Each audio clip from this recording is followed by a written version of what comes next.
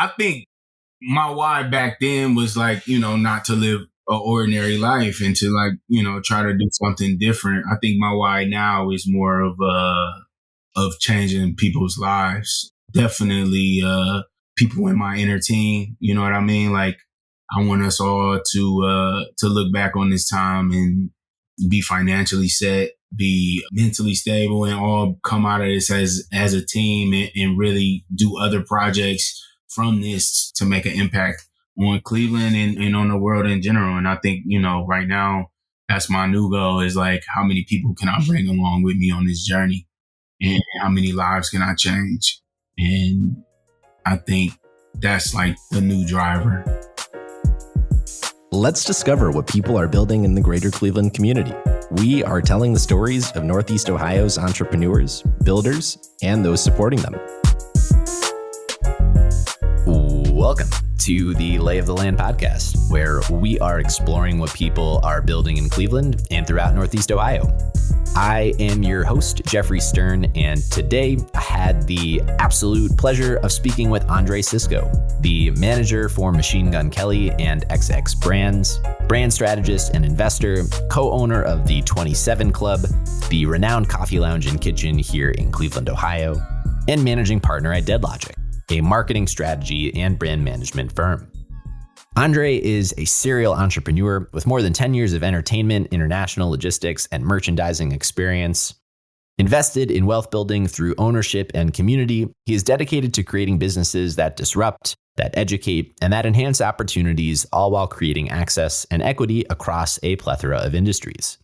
This was such a genuinely fun conversation for me, getting to explore Dre's upbringing and ties to Cleveland, the intersection of art and of business, the history and evolution of his relationship with Machine Gun Kelly, starting a label, bringing Drake to Ohio for the first time, giving back to the community here in Cleveland, balance, luck, motivations, reinvention, fatherhood, and ultimately enjoying the journey along the way.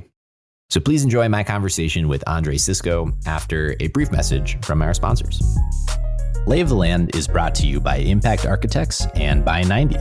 As we share the stories of entrepreneurs building incredible organizations in Cleveland and throughout Northeast Ohio, Impact Architects has helped hundreds of those leaders, many of whom we have heard from as guests on this very podcast, realize their own visions and build these great organizations. I believe in Impact Architects and the people behind it so much that I have actually joined them personally in their mission to help leaders gain focus, align together, and thrive by doing what they love. If you too are trying to build great, Impact Architects is offering to sit down with you for a free consultation or provide a free trial through 90, the software platform that helps teams build great companies. If you are interested in learning more about partnering with Impact Architects or by leveraging 90 to power your own business, please go to ia.layoftheland.fm. The link will also be in our show notes.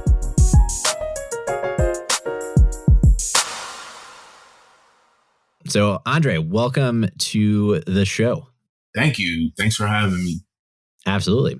So I was thinking about where the right place to start would be. And, I have to just come back to the origin story. Who is Andre Cisco? And, obviously from a place of today and the present, we can break down, I think, the whole plethora of things that you are working on from, entertainment, logistics, entrepreneurship, working with and helping to manage the careers of, real formidable artists, very recently becoming a father. So I think we can get to all those. But you started here in Cleveland, Ohio, and maybe, without all of those branching pursuits on your mind. So I'd love to just hear about, where you came from, what transpired over your time here to put you on this path. Yeah, for sure. I was born and raised in Cleveland, Ohio. My mom is a telecommunications engineer at University Hospitals, and my dad is a retired Cleveland police officer. Grew up on the east side, like Lee and Harvard area. Went to Catholic schools, Christian schools. They tried to keep me in private schools, which I appreciate now. But hung out with, kids in the neighborhood, regular kid, riding bikes, et cetera, et cetera. They always wanted to pressure me to go to college because I never I don't know if pressure is the right word, but, I never, traditionally in my family, people didn't go to college and there weren't many college graduates. So, that was a goal that they had for me. So they worked really hard to, put me on a path. I ended up graduating from Trinity High School in Garfield Heights, went on to Bowling Green State University, started my major in computer science, thinking that I was like picking a major that was gonna, make some money. Yeah. Ended up doing that for a semester and realizing that I really wasn't that good at it and I didn't enjoy it, and kind of switched my path to marketing and business. And through joining my fraternity and getting involved in student organizations, realized that I just had a knack for leadership and marketing and in business, like I said. And that led to kind of starting my own business. We were doing the events. I was on the event planning committee for the school. So we would plan like these huge concerts for the school and they would give us budgets. We would manage the budget. So I learned a lot, in terms of just like the logistics and execution of concerts, and just saw how much money they were making. And it was just going back to the school. And I'm like, wow, I could kind of do this by myself. And got with a couple of friends. We started a company. It was called Living Legends LLC. Living Legends. Yeah. And started doing parties, but realized quickly that our friends would fight at our parties and and get them shut down. So I figured, I was like, man, how can I make money if my friends are fighting and getting the party shut down before I can, collect all of the revenue? And right, a fair question. If I do concerts, I have 3 months leading up to the concert to sell tickets and collect all my revenue, so they can't really ruin it even if there is a fight. So it's a receivables problem. So I got into doing concerts, and that kind of took me into like booking. I would book artists for shows, do the shows myself, execute them, and then from there started to book Machine Gun Kelly to open up for artists that I would bring into town. Booked his first 20 city tour. I had a job at the city of Cleveland at the taxation department that I love. I love the people, but I hated the morale there. Sure. Yeah, booked the 20 city tour for him. We got in a van. I quit my job and I've been on this journey ever since. Oh, amazing.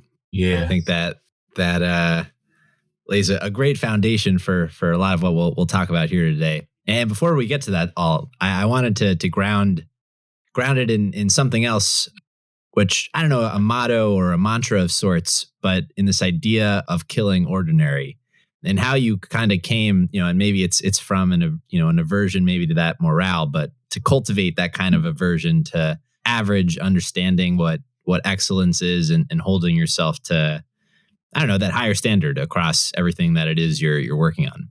Yeah. I mean, I think working at the city of Cleveland really helped me not come up with that, because I didn't come up with that.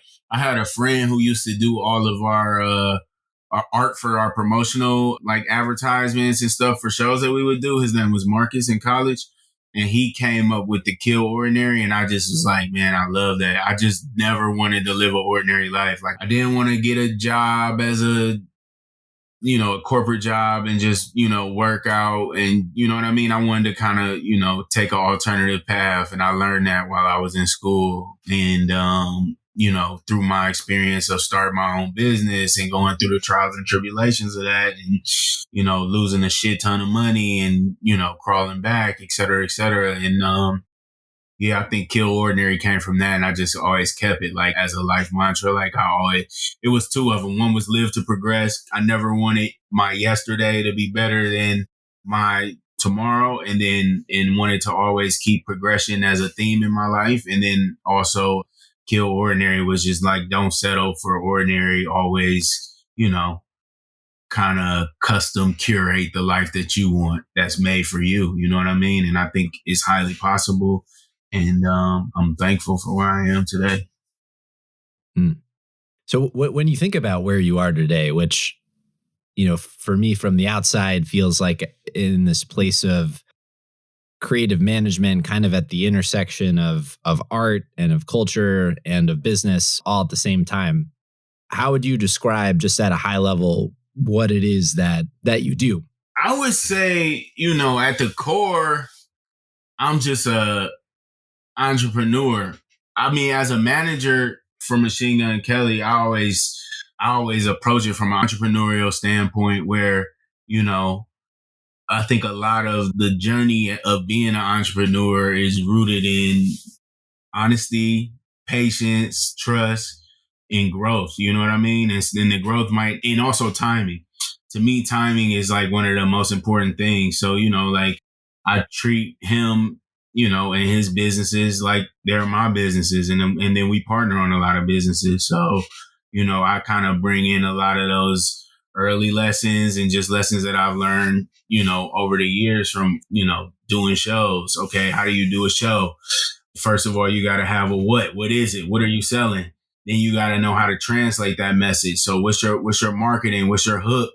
And then you execute the show. You get it and you want it to be clean. So what's the creative around the show? What does it look like? What are people going to talk about while they're at the show?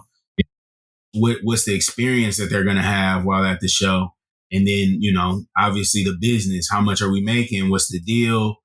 And then on the back end, what's the follow up, the recap? How do we grow from here? And I've always treated everything like that. You know what I mean? And these are lessons that I learned when I was, 18, 19 years old, doing shows for 4 figures. And now we do shows for, 6, 7 figures. And it's like, okay, same lessons apply, but I just try to get better and grow after every one and, learn, obviously putting smarter people around me. I don't know if I got off track, but, no, there is no track.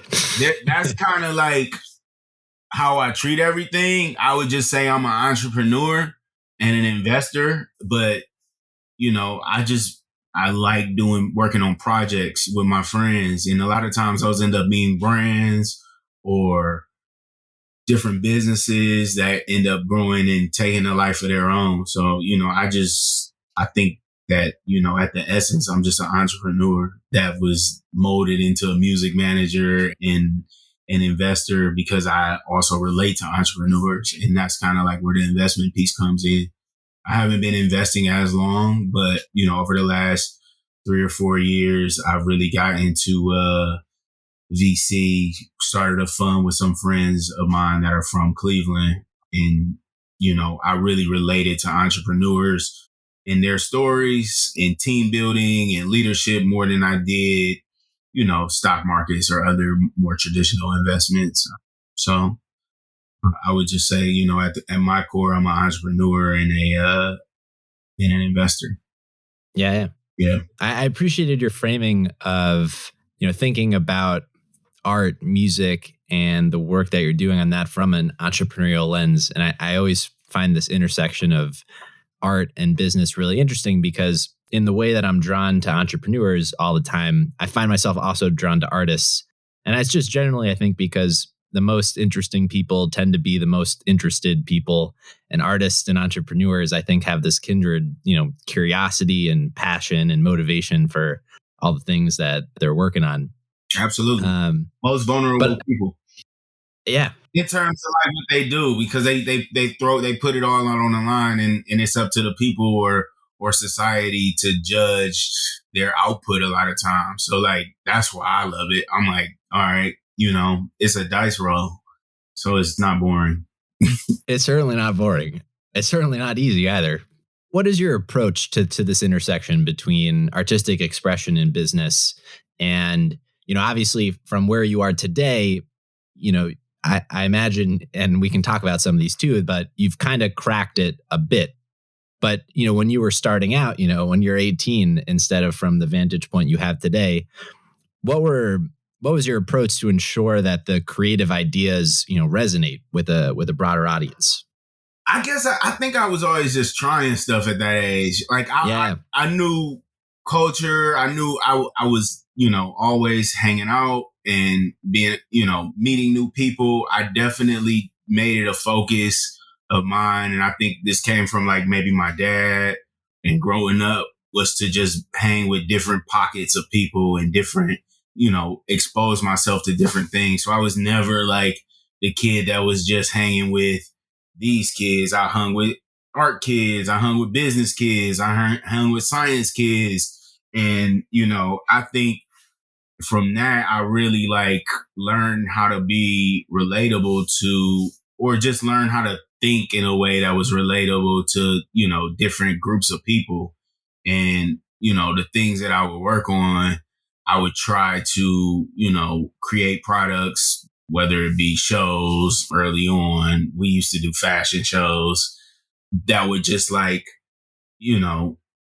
that would spark interest from people, you know what I mean? Or that would be something that was on the cuff. I think a lot of the things that we did when we were younger, we listened to the music, but we also listened to the audience that we had, and we knew like, hey, the kids are into this artist. Let's hurry up and get them, and bring them to Ohio before anybody else can. And that, that led to us doing shows with like Big Sean earlier or Drake. I think I probably, brought Drake to Ohio the first time that anyone did, and really just helped us build our brand. In terms of the fashion shows, I knew just from, being around urban audience, I hate saying urban, just a Black audience, that the kids were into fashion and they were like, it was kind of like a competition. So we started doing fashion shows and we would kind of create this competition between different universities. So it would be Bowling Green versus Toledo and Ohio State versus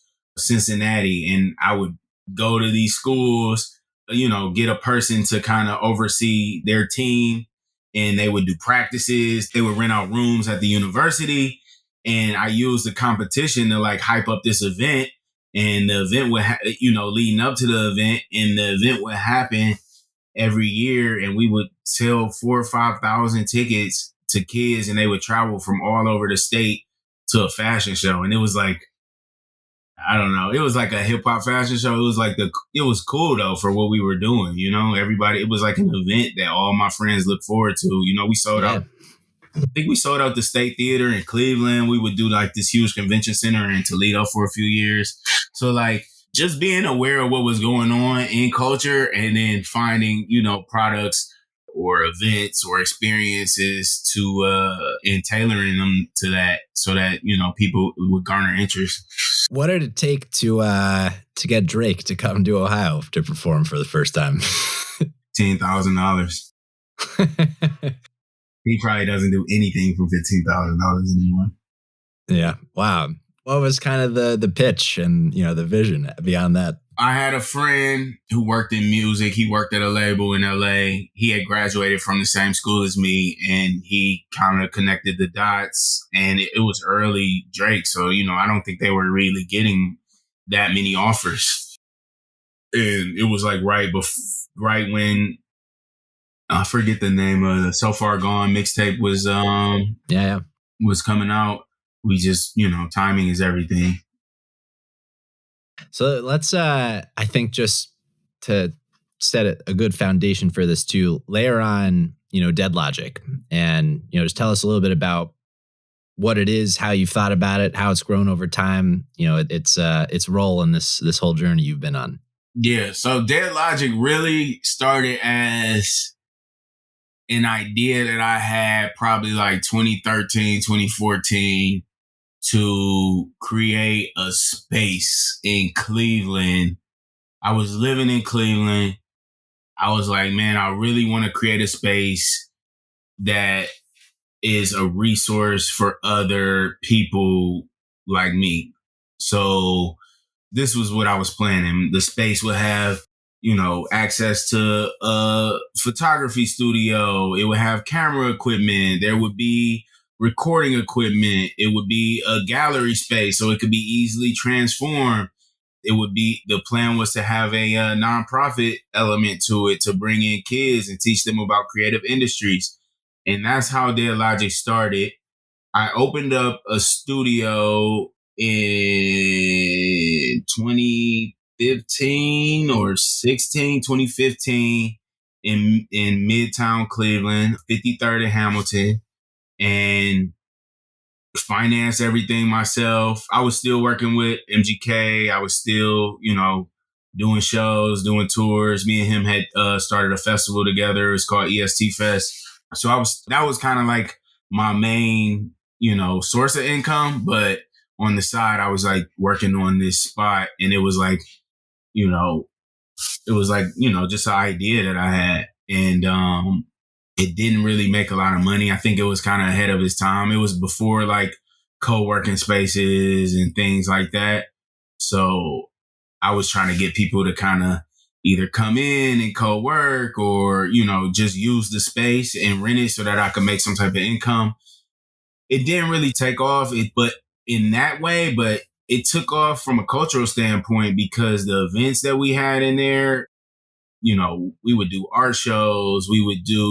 I created a nonprofit. It was called the Make Workshop. So I would get kids in there and have all kind of my friends come and teach them about creative industries. So it was really awesome. I missed that spot. Unfortunately, the landlord wasn't as ecstatic about the space as we were. So he gave me some problems with it.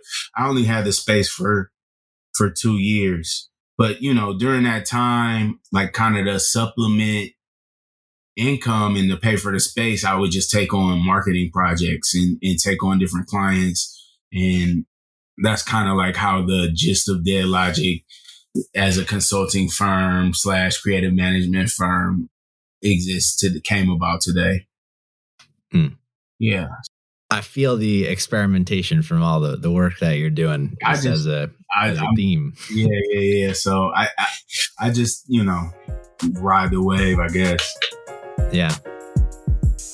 Lay of the Land is brought to you by John Carroll University's Boler College of Business, widely recognized as one of the top business schools in the region. As we've heard time and time again from entrepreneurs here on Lay of the Land, many of whom are proud alumni of John Carroll University, success in this ever-changing world of business requires a dynamic and innovative mindset, deep understanding of emerging technologies and systems, strong ethics, leadership prowess, acute business acumen, all qualities nurtured through the Boler College of Business.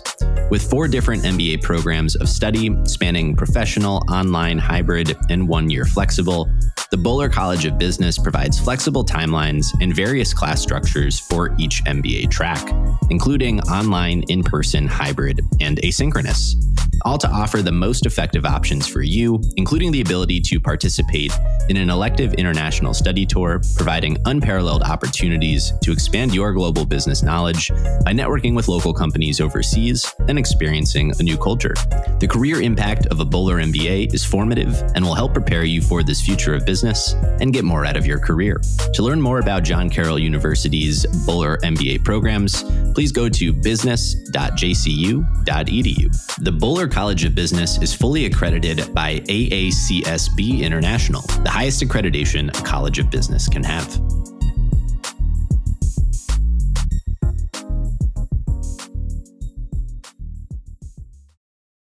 When you think about how you balance all the things that you're working on, and we can talk about some of the other work as well. I definitely want to talk about, the 27 Club, but being involved across, all these entrepreneurial endeavors, how do you think about, balance and like where to focus your own efforts? I think for me, and this is a transition that that I'm still kind of going through, but really went through in the last 2 or 3 years, was just transitioning and learning to look at things on a macro level and lead from a more macro level than being in the woods. I mean, I call it the weeds, being in the weeds every day and, really focusing on myself as a leader and creating teams and putting smarter people around me, because I had so many projects that I was driving myself crazy and I didn't really have the trust to hand off or delegate things the right way. So, I really had to be intentional about focusing on being a leader and putting myself in that role, because I was so used to always being hands-on with every element of the business or every element of every project that I was on.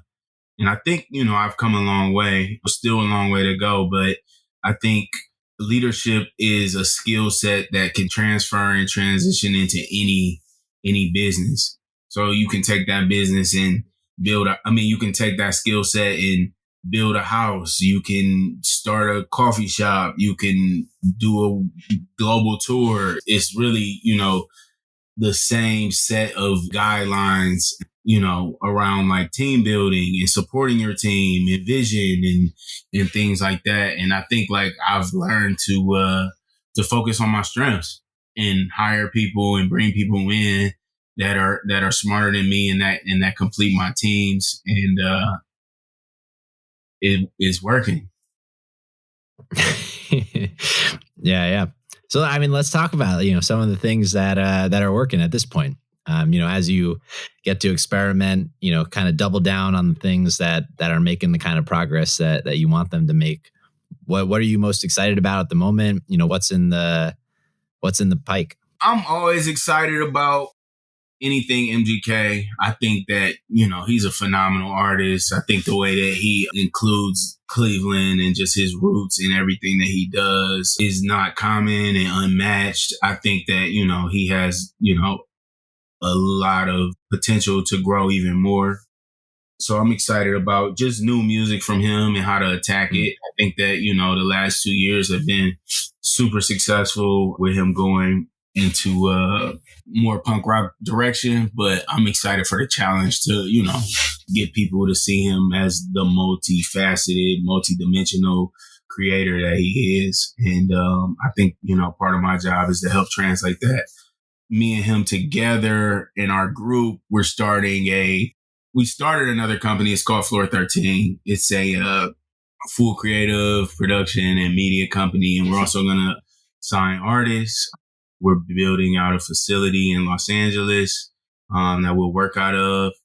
We've already done a couple of projects, a tour documentary, and working on a few more ideas, but super excited for that.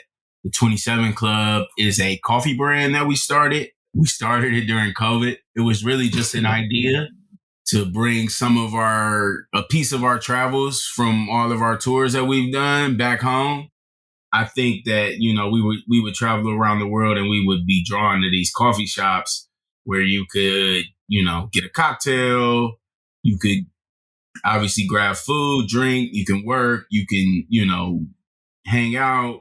It was just like a really like multifunctional place, with a great experience that you just felt like you didn't have to leave. And those were like, for us being on the road, you either at a show in a venue or in a hotel, and it really was no in between. And, these types of places served as like good vibes for us as a group. You know what I mean? When we wanted to meet up or wanted to get work done outside of a hotel, and we wanted to bring that to Cleveland. So we were like, oh, let's do a coffee shop. So COVID happens. We're in the middle of doing it. It kind of stalls the project with construction, and getting permitting and stuff done through the city is super challenging. And we work through all of that, get the coffee shop done. It's a hit. People love it. Even during COVID, they respond so well to the brand, to the merchandise that we sell. We were like, man, this is like bigger than just a coffee shop. We really want to turn it into a brand. So, probably the last 18 months has really been focused on gearing it and transitioning it from a coffee shop to a real global coffee brand. Starting our retail journey locally. We just launched in 40 stores with Dave's Market and Lucky's, looking for multiple locations. We're doing pop-ups all over. We just did a pop-up around the Browns game in Los Angeles against the Rams. But really just, finding cool ways and building a team around that brand to scale. Yeah. No, it's awesome. I'm curious how you guys, how you think about Cleveland and, the opportunity, the history it's played in all your guys' lives, the impact ultimately that collectively you would like to have in the city? Cleveland is so important to me. Like, I live in Los Angeles now, and a lot of our businesses here, and I think we're able to be more efficient on a work level here. So, from that standpoint, we love living in LA, but I think as a group, Cleveland will always be home for us. You know what I mean? Like, when we come home, we always say it's just a different energy that we feel, when we're all home and we get to hang out with friends that we grew up with, and we've been through so many things and have been able to, walk this journey with us. So like, the energy is different. It's like, when it's people who know you, and then it's people who know you know. And the energy when you talk to those people is different because they've seen you at all different levels of your life. You know what I mean? So like, for me, Cleveland is always important. And, part of my work and part of the things that I'm passionate about have to do with, having an impact on Cleveland, whether that's in the business sector or the philanthropic sector, or just from a cultural standpoint or experiential standpoint. I thrive off creating things for Cleveland. And it's a huge goal for us. And I think we take it personally. So. Yeah. Well, it's just, there are not too many figures in my time here in Cleveland that I think generate the sheer quantity of enthusiasm and love and appreciation, maybe outside LeBron that you guys have. So it's very cool to, I think, see that kind of attention and spotlight in a positive way, shined on Cleveland. And we love LeBron and his team, like, I'm friends with some of those guys, and they're, they were kind of like a precursor to us, obviously in the athletic way, but I mean, in the athletic field, but like, just what he was able to do in building an organic team of his friends. Like, we've always, looked up to them and are always cheering fellow Northeastern Ohioans on. What have you learned about artists and their struggle in their own journey? I think personally, for me, one thing that I've learned is just an approach. You know what I mean? Like, you have to understand that when somebody shares art or idea or something with you, that they're being vulnerable and that this is something that's a piece of them. So like, for example, like, if I hear a song for the first time, my immediate response is never to like shoot down an idea. Or I hear an idea for the first time, I don't shoot down an idea based on my first instinct. Sometimes I do if it's like incredibly like improbable idea or something like that. But I try to look at things, from a more macro level where I'm like, oh, song is good, but what if we, tweaked it like this? Or what if we tweaked it like that? Or maybe ask questions around it to try to learn, where the, the origin story of the art came from. And that maybe that would make me understand kind of the goal of it. Cause I think like, if you comment and give your opinion too fast before you really get a chance to understand and experience art, no matter what the medium is, I feel like, you could diminish someone's enthusiasm. You could, speak too soon. So I just try to like speak very general at first and really try to understand where artist is coming from. And then, rounds of creation and rounds of edits, you get more granular as you go along. And I think like you understand it. So you speaking from a place of love more so than, feeling like it's very critical. And I think, that helps with an artist's comfortability with you as a manager or whatever position you're in. I think that's something that people have to learn, because so often I just see people, blurt out what comes to mind first. Oh, I don't like that. That's not hot. But it's like, you don't know his vision for that. This could be a demo. This could be, the first round painting, whatever it is, but you need, give a person a chance to kind of work through their process before you give them, an absolute judgment on their art. And I think that helps with my relationship with clients that I work with, because it builds a sense of trust. It builds understanding. It builds just a creative rapport is what I call it, so that, they do trust me and we can work through these things together. And then when I do give, that one time where I'm like, I don't think it works. You know what I mean? Just because it's so far off, or maybe it's in, whatever the reason, I think, it's taken a lot more seriously than it would be if I didn't, work through that process of letting them work through their process, if that makes sense. Yeah, I think it makes a lot of sense.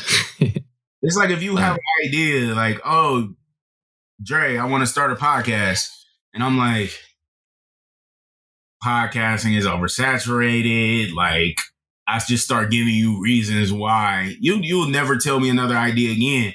But who knew that your podcast, you found a white space to interview entrepreneurs in Cleveland and nobody else was doing it. You know what I mean? And it was, and if I would let you work through that process, you would, I would understand you more. And I think, like, people don't let artists work through the process. And that's, that's one big lesson that I've learned. Mm-hmm. Right. And at the same time, it's very easy there's a million, infinitely many things that can go wrong, all the reasons that you won't succeed. And, it's helpful to just, instill a bit of optimism, especially, again, in this artist entrepreneurship parallel. It's about what can go right and, the vision that you have for the future and how you make it happen. Absolutely. And a lot of times, like, your first idea, like, failing through that first idea is what leads you to where you want to be, or the exact, space that you're meant to be in. But you would never know if you didn't work through that process and end up at a place where you can, recap and make a decision like, hey, this worked, this didn't work. Let me lean more in this direction and, leave this other piece that I thought was going to work behind and see how this goes. And I think that evolution is, is where you get success, or whatever, whatever you define as success. For you personally, how have you cultivated that mentality of overcoming adversity and failure to, keep moving forward towards the goals you've set out, not wholly consumed by the outcomes along the way? I just didn't have a plan B. For me, it was like, I don't know, man. I just didn't have a plan B. I think like sports and my parents really helped me, like, understand the value of hard work, and sports helped me understand resilience and bouncing back and using losses as motivation. And they gave me a competitive edge. And I think, like, that competitive edge drives me a lot. I make up these things in my head a lot where I'm like, man, people don't want to see me do this, or people think that I can't do this, even if it doesn't exist. And it's like a driver for me that I'm like, oh, people think, we can only do rock music, or people think we can't sell out the Brown Stadium. You know what I mean? It's that. Yeah. That it's a chip on your shoulder. Yes, you can prove them. And it comes from being in Cleveland too. Cause, like, I don't know if you know this. I don't think you're from Cleveland, but I mean, I know you're not from Cleveland originally. You're honorary Cleveland, but people call Cleveland a crab in the bucket city. You know what I mean? So, like, when I was coming up, people would, say things and hate on you and try to bring you down. And I was always, it kind of gives you that chip on your shoulder where you like, okay, I got to prove everybody wrong. Yeah. No, I mean, I've certainly seen it's across the board. Because what I find also, I'm working on, like, a holistic thesis for it, but I feel like the flip side of the coin to the Midwestern, humility and modesty that's really kind and genuine is, at the same time, this sort of, like, self-deprecation almost sometimes. Mm-hmm. And I hear it across, many dozens of entrepreneurs in Cleveland, this just chip on the shoulder to prove not just that they can succeed, but that they can succeed in Cleveland, that it can be done here in the Midwest. And I love it. I think it's great. Yeah. It's a gift and a curse. Mostly a gift, though. Mostly a gift. Because, you need that, man. You need something to keep you going. Life and just this journey is hard, especially when you're just starting out. I tell young people that all the time. I'm just like, you got to find a why. You know what I mean? What's your why? Even if you got to make shit up like I do. Yeah. What would you say is your own why?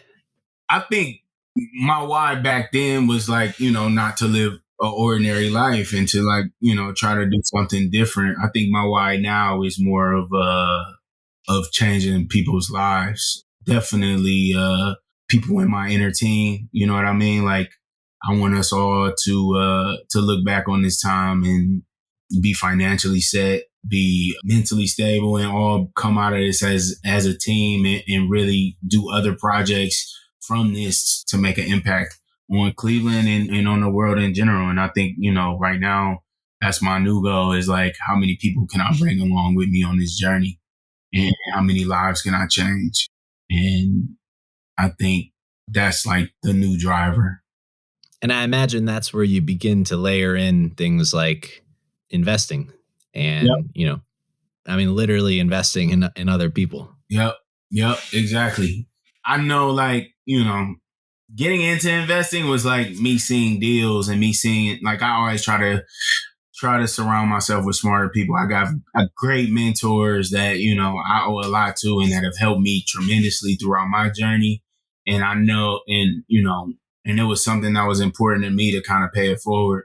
And, I would see them investing in companies and having exit events and, and I was like, man, that's crazy. That's how you kind of, develop wealth is by, going through these exit events, having equity in companies. And I'm like, I think I want to do that. And I just kind of dove in head first. Luckily, I had some good friends that, were able to kind of outline a path for me. So I wasn't just running around like a chicken with my head cut off investing money. But, we've been able to do some really cool deals. I've been able to add value to some entrepreneurs and some companies and brands just through my network and, my skill set. And I really enjoy it. I enjoy just, I relate to the drive of an entrepreneur. I relate to not having a plan B. I relate to just that confidence that you have to dig out of yourself to complete and invest, to lock in an investor when you only got 2 months of funding left. I relate to that angst. You know what I mean? It's the best, worst thing ever because you're in the situation, but you gotta dig it out of yourself to perform. And when I hear, you can feel that energy on a Zoom call or in person, wherever you are, when that person is passionate. And when you feel that passion, it's okay, I gotta roll with this one. I definitely look at other variables, when making investments, but a lot of the, the thing of it comes down for me to the team in the operator. And how determined they are. Yeah. I think because it even goes back to what we were talking about earlier, where it's at the onset, the idea that you have most likely is not going to be the idea, that wins in the end. And so you have to be able to, as an operator, figure it out along the way. Right. Pivot. Buzzword. Yeah. The last 2 years is pivot. Yeah. Well, how have you thought about that? I'd be curious, both from the perspective of entrepreneurship, but even, with the, I don't know, the right words to describe it. But if you call it a reinvention of sorts for Machine Gun Kelly in terms of, genre shift and just brand and thinking about what it is to reorient in a new direction.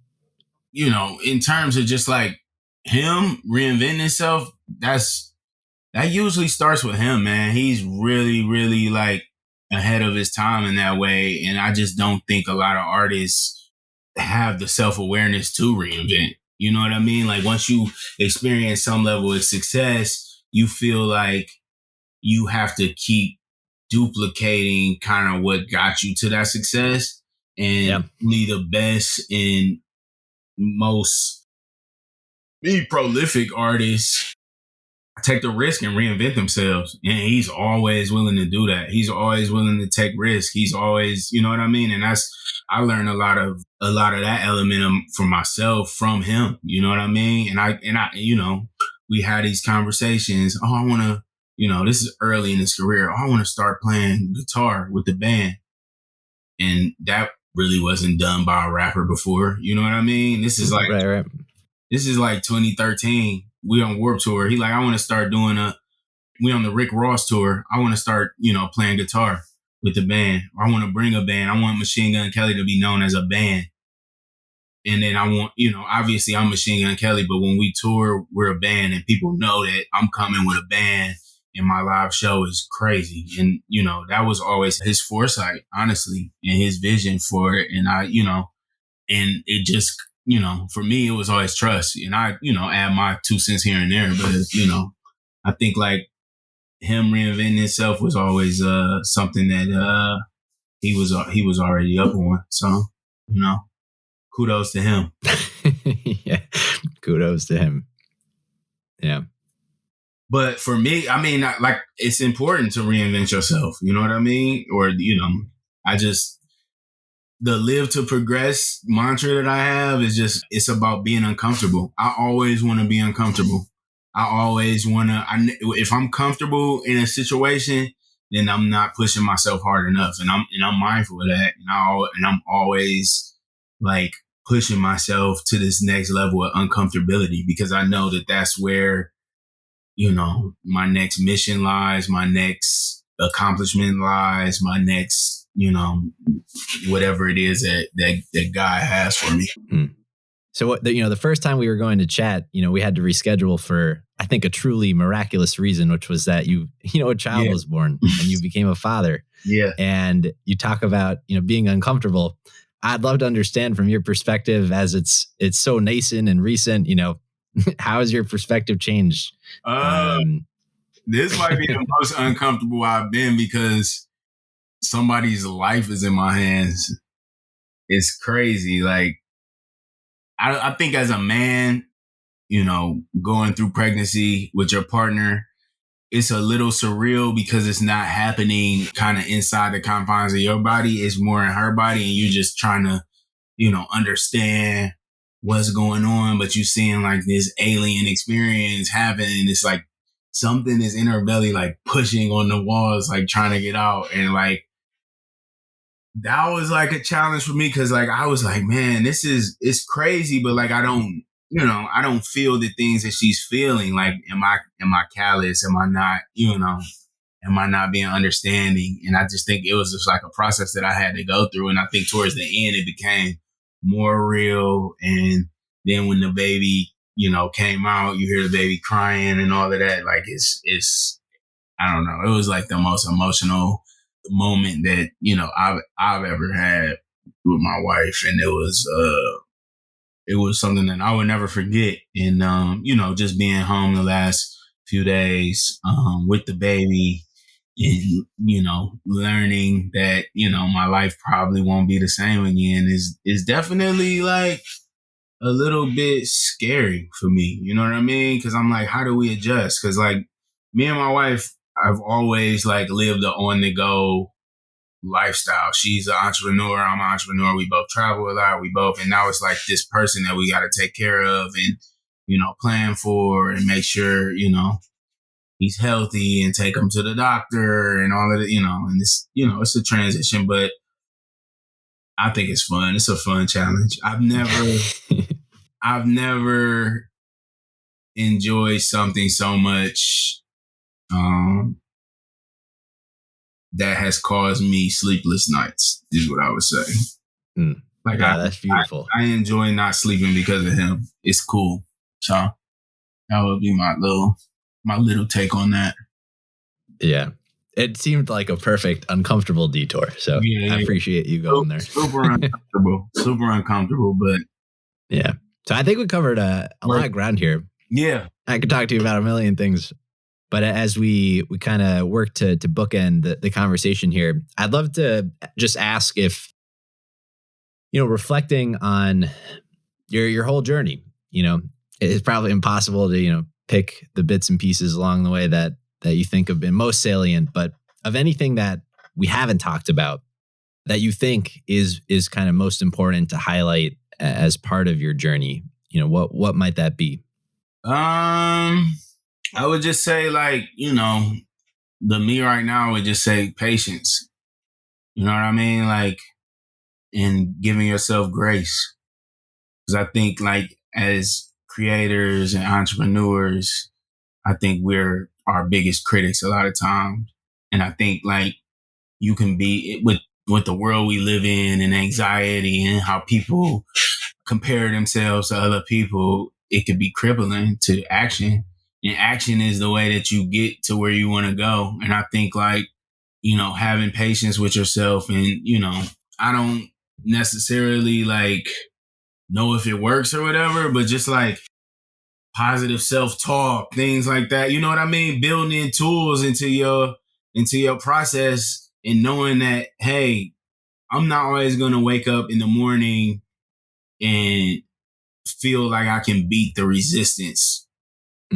And if I can't, or if I feel like that, what tools and resources do I have? Is it a mantra? Is it a book that I go to? Is it a way to trick myself and tell myself that, hey, I'm going to go to the gym and just do one push-up and end up doing, a whole workout?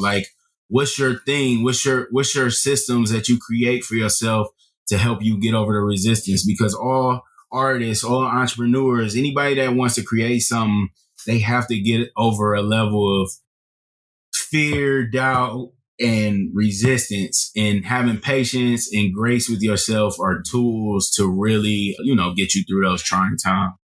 So I would say part of my journey, and one thing that I've learned on my journey is just to be patient with my journey, and that, everything is always going to work out as long as I put the work in and keep putting one foot in front of the other. Wow. Well said. Yeah. That's awesome.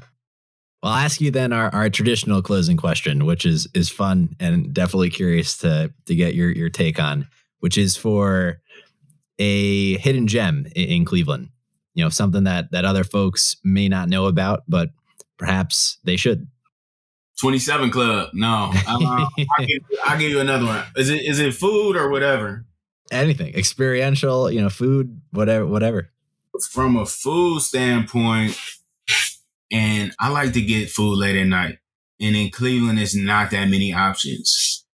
So it's this spot in Tremont called Lava Room. And they serve food super late, and it's good food. It's healthy food. They switch up the menu. I think they still switch the menu up. I know the last time I went there, they revamped it and changed, they painted the walls and stuff, because it used to just be dark and red lights. So it looks a little bit more modernized. I actually prefer the hole in the wall look, but the food is great there. And it's called Lava Room, and it's open late and you can get good food late. That's my hidden gem in Cleveland. Amazing. Well, Dre, I just want to thank you again for coming on, sharing your story, more about the work you're doing. It's very cool. Very cool to hear. Thanks for having me, and it's nice to meet you, Jeffrey. Absolutely. All right, take it easy. That's all for this week. Thank you for listening. We'd love to hear your thoughts on today's show. So if you have any feedback, please send over an email to jeffrey@layoftheland.fm or find us on Twitter @podlayoftheland or @sternfa, JEFE.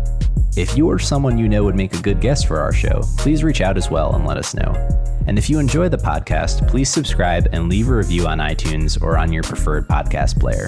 Your support goes a long way to help us spread the word and continue to bring the Cleveland founders and builders we love having on the show. We'll be back here next week at the same time to map more of the land. The Lay of the Land podcast was developed in collaboration with the Up Company, LLC. At the time of this recording, unless otherwise indicated, we do not own equity or other financial interests in the company which appear on this show. All opinions expressed by podcast participants are solely their own and do not reflect the opinions of any entity which employs us. This podcast is for informational purposes only and should not be relied upon as a basis for investment decisions. Thank you for listening, and we'll talk to you next week.